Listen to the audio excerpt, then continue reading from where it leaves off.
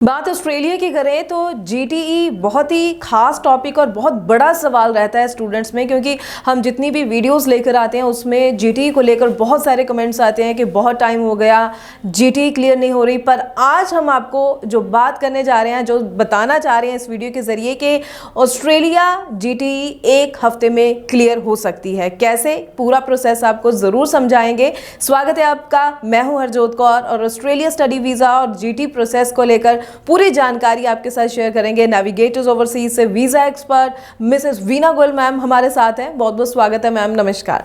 नमस्कार।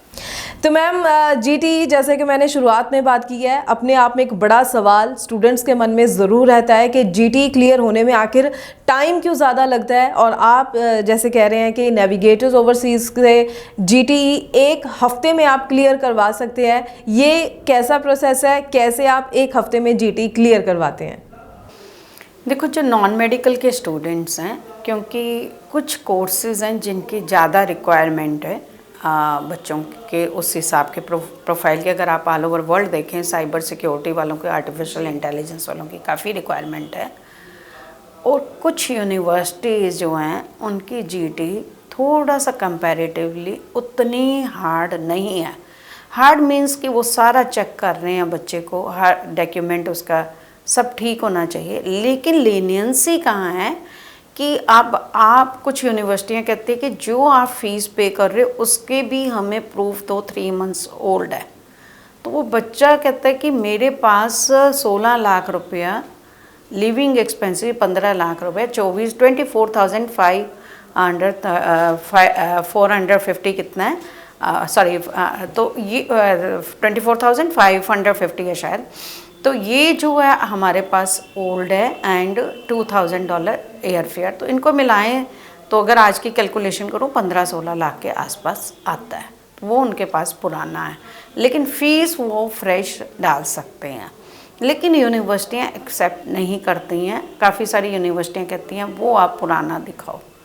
तो यहाँ कुछ लीनियंसी ये आ जाती है कि बच्चा 1 ईयर की फ़ीस अपनी दिखा दे जो उसके अकाउंट में है, और लिविंग एक्सपेंसेस पुराने हैं क्योंकि यूनिवर्सिटी में फ़ीस चली गई, कंफर्मेशन ऑफ एनरोलमेंट यूनिवर्सिटी से आने, लेकिन फ़ीस पे करने से पहले जीटी अप्रूव कराना है।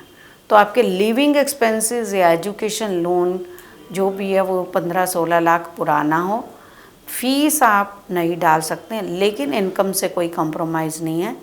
आपके पेरेंट्स की इनकम 10 से 12 लाख मिनिमम हम देखते हैं। और अगर एक स्पॉन्सर ऐड करना है तो वो दादा या नाना कोई भी आपका हो सकता है, तो 5-7 लाख का आप वो ऐड कर सकते हो। तो आपकी इनकम अच्छी हो जाती है, 15 लाख के अराउंड अगर इनकम हो जाती है और बेटर हो जाता है। तो लेकिन परसेंटेज आपकी 60% मेन 4 सब्जेक्ट्स में, जीटी में आपका एकेडमिक भी आएगा, आपके फाइनेंशियल्स भी आएंगे, आपका आइल्स स्कोर भी आएगा। उन सबको मिला के आपकी एक जेन्यून एंट्री होती है, जेन्यून टेम्परेरी एंट्री जीटी जिसको बोला जाता है। अब आपके 60% नॉन मेडिकल के स्टूडेंट के जो है होना चाहिए बेस्ट 4 में, आइल्स 6.5 नॉट लेस देन 6। फंडिंग मैंने आपको बता ही दी है कि 1 ईयर का आपका जो है फीस वो चाहे आपकी अभी जमा हुई हो, डजेंट मैटर, लेकिन लिविंग एक्सपेंसेस आपके ओल्ड होने चाहिए या एजुकेशन लोन के थ्रू आप कर सकते हो। तो ये मिला के कंप्लीट जीटी प्रोसेस हो गया, वो हम आपका क्लियर करवा देते हैं। और आपका जब क्लियर हो जाता है फिर आपको यूनिवर्सिटी फ़ीस पे करने के लिए बोलती है। फ़ीस पे करने के बाद आपके पास सीओई आती है, कंफर्मेशन ऑफ एनरोलमेंट।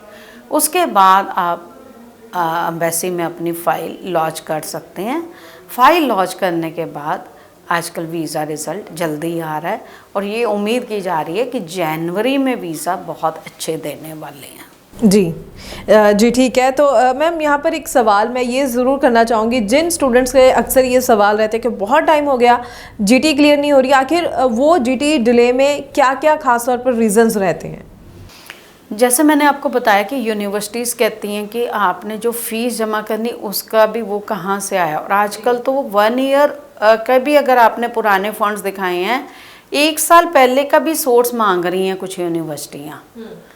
तो वो डिले बहुत चल रहा है उस कारण जीटी में, या स्टूडेंट जो पेरेंट्स हैं उनकी इनकम कम है, या कई सारी यूनिवर्सिटियां बुटीक की इनकम नहीं एक्सेप्ट कर रही हैं, या एग्रीकल्चर इनकम नहीं एक्सेप्ट कर रहे हैं। तो हर यूनिवर्सिटी का अपना है।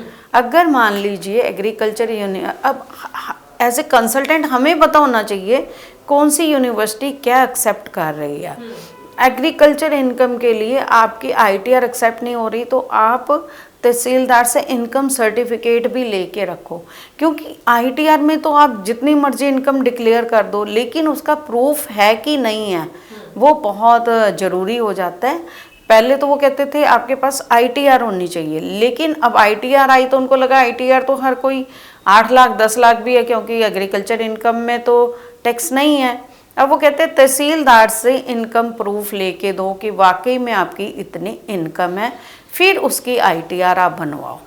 तो ये कुछ पेपर्स जो होते हैं वो बहुत ज़रूरी होते हैं। पहले खाली एमएसएमई का वो अगर किसी की इंडस्ट्री दिखाई है एक्सेप्ट कर लेते थे, अब उसके साथ जीएसटी नंबर भी मांग लेते हैं। तो यूनिवर्सिटी टू यूनिवर्सिटी जीटी डिपेंड करती है। तो वो एज ए कंसल्टेंट हमें पता होना चाहिए कि कौन सी यूनिवर्सिटी में जीटी निकल सकती है, किस में जीटी ज़्यादा टफ है। जी बिल्कुल। अब कई बार क्या होता है कि जीटी ज़्यादा टफ होने से वो क्लियर होते होते बच्चे का गैप क्रिएट हो जाता है, और 1 ईयर से ज़्यादा गैप ऑस्ट्रेलिया लेते ही नहीं है, फिर उसके बाद वो अप्लाई ही नहीं कर पाता है।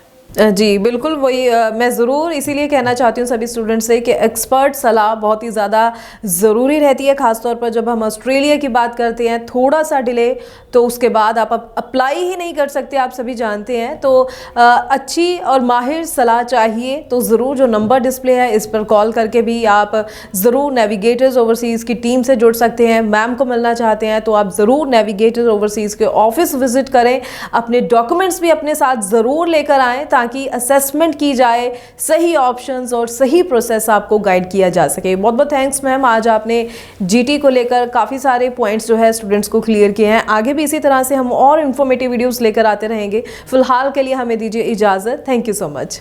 Thank you.